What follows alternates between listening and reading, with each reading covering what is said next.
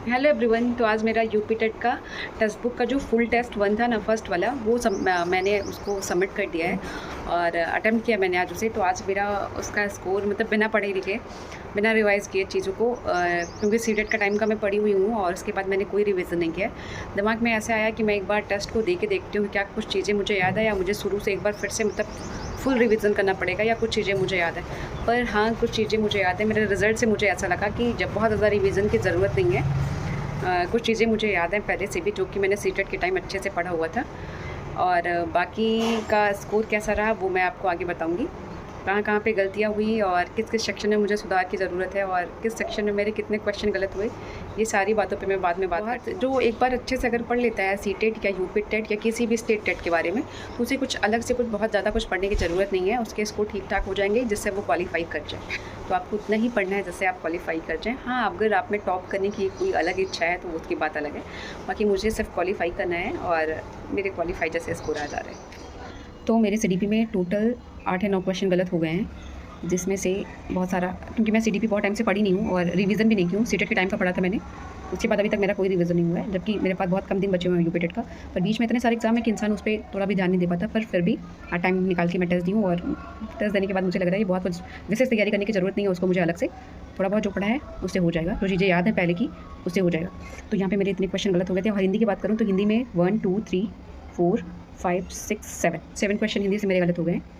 तो हिंदी का ये रहा है। और इंग्लिश की बात करें तो इंग्लिश तो काफ़ी टाइम हो गया मुझे इंग्लिश रिवाइज़ किए हुए भी, और उसी ग्रामर रूल सारे सब कुछ पढ़े बहुत टाइम हो गया है। तो मेरे इंग्लिश में क्वेश्चन अगर बात की जाए 1 2 3 4 5 6 7 8 9 10 11 12, बहुत ज़्यादा गलत हो गए। 13 14 15 16 17 18 क्वेश्चन, मेरे टोटल 18 क्वेश्चन गलत हो गए इंग्लिश के।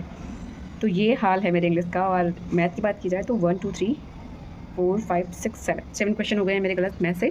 और ईवीएस से बात की जाए तो 3 4 5 6 7 8, ईवीएस से भी मेरे 8 क्वेश्चन गलत हो गए हैं। टोटल मेरे ऐसे ही क्वेश्चन गलत हुए हैं। मतलब कि जो गलत होने की एक्यूरेसी है वो बहुत ज़्यादा है। फिर भी मुझे सिर्फ क्वालिफाई करना था इस एग्ज़ाम को। बहुत ज़्यादा ऐसा नहीं था कि मुझे बहुत टॉप स्कोर गेन करना है, यहाँ पे 130 प्लस 135 प्लस ऐसा ले आना है।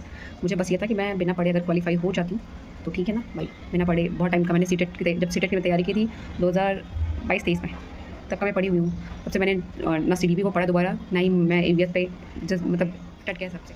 तो ये रहा है मेरा गलत होने का और सही होने का। बाकी आप सही होने का तो समझ जाएंगे। तो मैं अपने टोटल स्कोर की बात कर देती हूँ। तो मेरा टोटल स्कोर है 101, 101 रुपये शुभ के साथ मैंने शुरुआत कर दी है। और 150 में से 101 स्कोर है मेरा। तो जिसके हिसाब से मेरी जो एक्यूरेसी है उसकी बात नहीं करेंगे, क्योंकि वो तो बहुत बेकार होने वाली है, बहुत बेकार है। और परसेंटाइल की बात करें तो 86.55 परसेंटाइल है मेरा। और योगी जी द्वारा दिए गए इस टैबलेट में मैं अपना टेस्ट देती हूँ और इसी में मैं टेस्ट देती हूँ और फिर यहीं से आप लोगों को एनालिसिस बता देती हूँ। इससे पहले भी बहुत सारे टेस्ट मैंने टेक्स्ट बुक पे दिए हैं और उसके एनालिसिस मैं आपको हमेशा बताती आई हूँ। पर अब मन नहीं करता ज़्यादा ये सब शेयर करने का, क्योंकि जब से यूपीएसआई का सब कुछ हुआ है, मेरा सत्यानाश हो गया सब कुछ। मेरा दिमाग काम नहीं करता, मैं क्या बोलूँ, क्या किस चीज़ का टेस्ट दूँ। फिर से एक बार जुटना है मुझे लोअर पीसीएस के टेस्ट के लिए। देखती हूँ कब अपडेट होता है टेस्ट बुक पे, वो सारी चीज़ें कब आती है। अभी तो खैर 8 या 9 टेस्ट ही है लोअर पीसीएस का, तो अभी मैं उस पर कुछ नहीं देने वाली। जब बढ़िया से फुल टेस्ट आ जाएगा तो फिर मैं उस पर देख के अपना एनालिसिस आप लोग को देती रहूँगी। तो अभी बात करते हैं मेरे टेट के रिजल्ट की ही। तो जो इस तरीके का था कि 101 नंबर आया मेरा 150 नंबर में से, जो कि ठीक ठाक है, मुझे बिल्कुल बुरा नहीं लगा, क्योंकि ये बिना पढ़े इतना नंबर लेके आना बहुत बहुत अच्छी बात है। मैं तो 90 प्लस की उम्मीद में थी कि अगर 91 92 भी आ जाता है तभी मुझे कोई दिक्कत नहीं होती। और 101 आया तो भगवान मुझे मतलब ये अच्छा संकेत दे रहे हैं कि आपकी शुरुआत जो है वो बहुत अच्छी, बहुत शुभ होने वाली है। तो गाइस मैं आपसे बस आपको यही बोलूँगी कि आप बिना टेंशन के, बिना, अगर आपने एक बार तैयारी की है कभी भी यूपी टेट की या सीटेट की, तो बिना टेंशन के अपने मॉक टेस्ट देते रहिए और थोड़ा बहुत जो चीज़ जहाँ पे गलतियाँ हो रही हैं उस चीज़ को पढ़ते रहिए। बाकी कुछ अलग एक्स्ट्रा चीज़ पढ़ने की जरूरत नहीं है, एक्स्ट्रा टाइम वेस्ट करने की जरूरत नहीं है। अपने अगले एग्जाम जो कि आपका मतलब टारगेटेड एग्जाम है, जैसे कि आपकी कोई जॉब वाला एग्जाम है तो उसकी तैयारी करिए। टेट अभी टेट हो रहा है, पता नहीं कितने साल बाद सुपर टेट होगा।